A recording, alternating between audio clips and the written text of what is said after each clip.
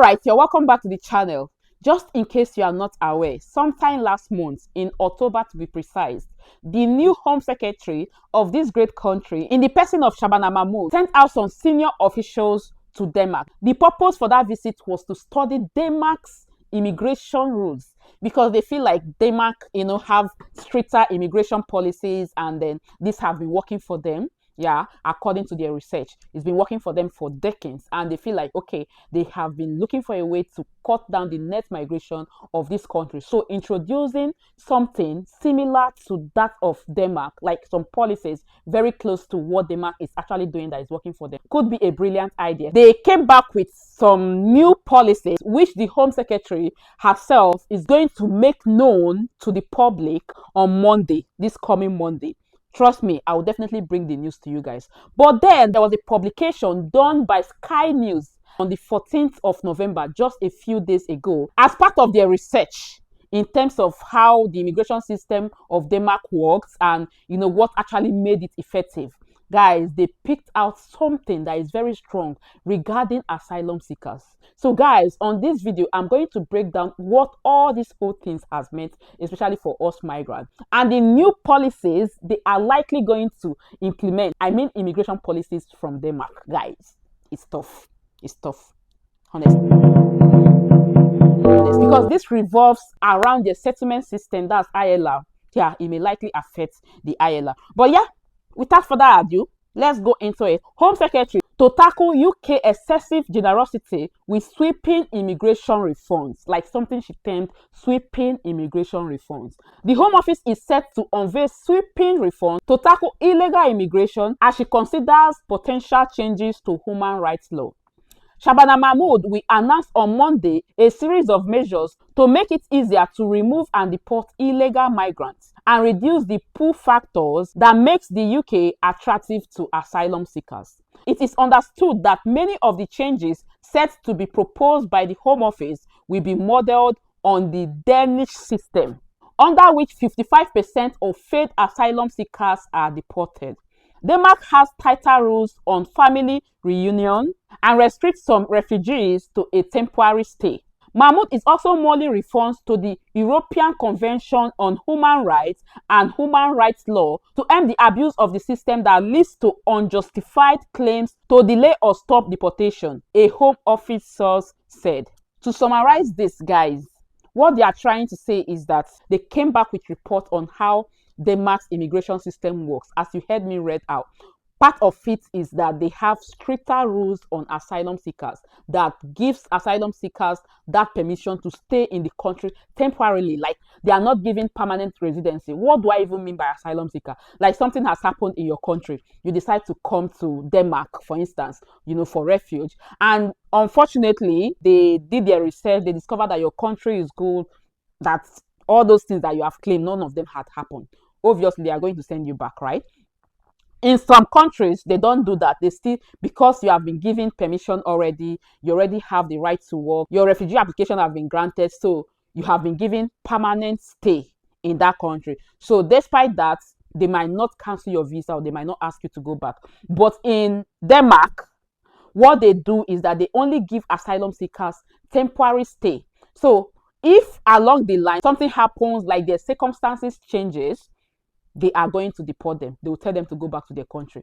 Or it might not necessarily be for bad. Yeah, it could be that something really happened in your country. Your country is considered not safe for people, and because of that, you fled your country to Denmark for refuge. They gave you permission to stay for a while, temporarily, not permanent.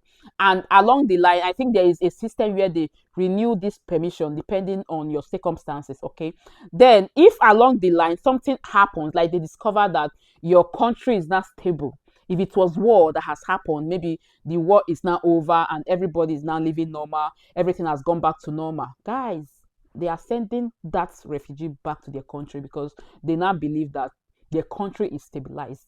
Okay, so these are the things that the new Home Secretary is likely going to introduce to the United Kingdom.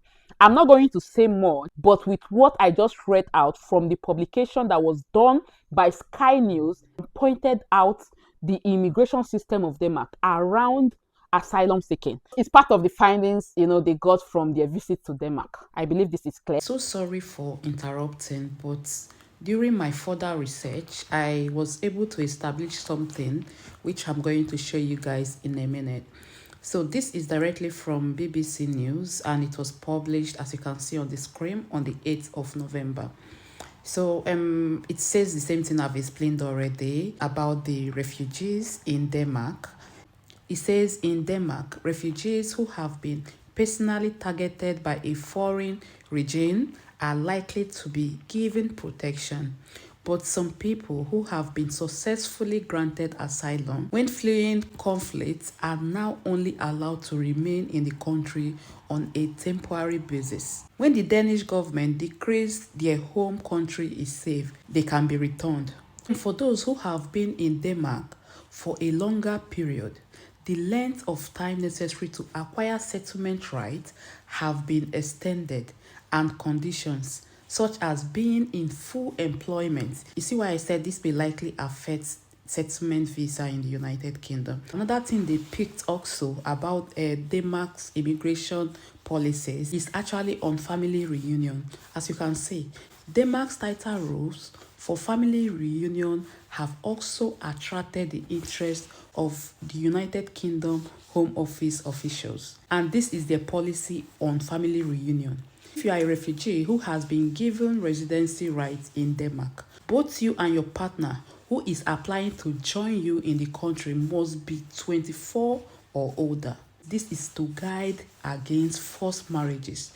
Coming down a little bit, the partner in Denmark must not have claimed benefit for 3 years and also has to put up a financial guarantee, and both partners have to pass a Danish language test.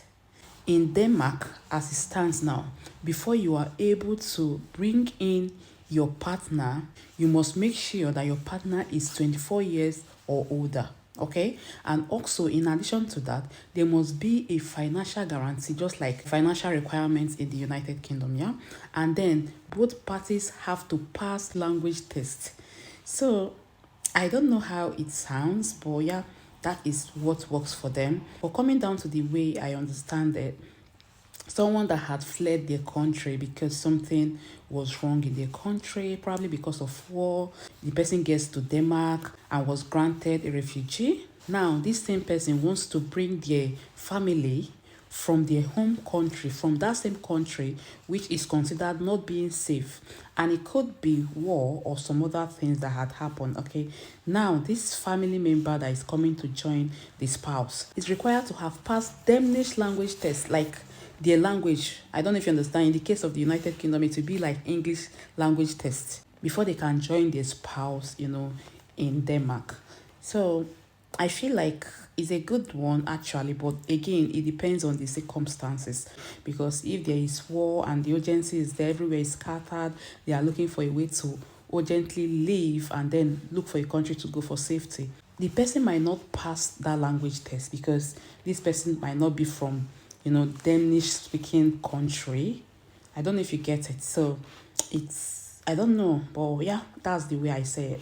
I could be wrong anyways. What do you understand? Just drop your opinion on the comment section. Refugees who live in housing estates designated as parallel societies, that is where more than 50% of residents are from what the Danish government consider to be non-Western backgrounds, will not be eligible for family reunion at all. This law, which also allows the states to sell off or demolish those apartment blocks that falls under the parallel societies designation, has been controversial.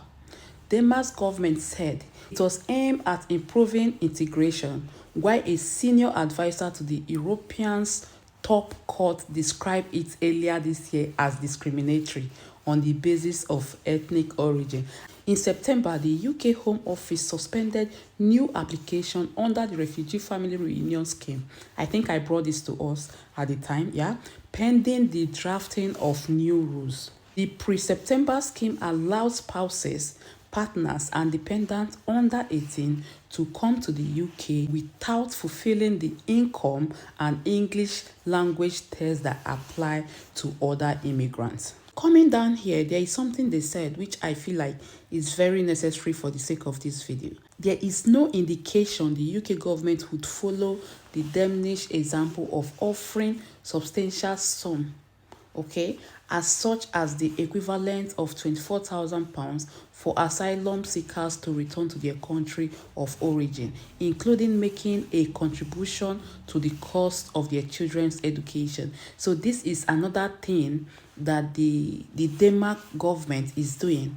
But the source of this information is saying that they have no indication that the UK government would introduce same in terms of giving asylum seekers almost £24,000 and of course, contributing to the cost of their children's education if they decide to go back to their country or while returning them to their main country of origin. So I could actually go on, but yeah, I will leave the source of this information on the description box or the comment section of this video. You can just read more and get yourself updated. Trust me, as soon as I get further information regarding this, I will definitely get you guys updated.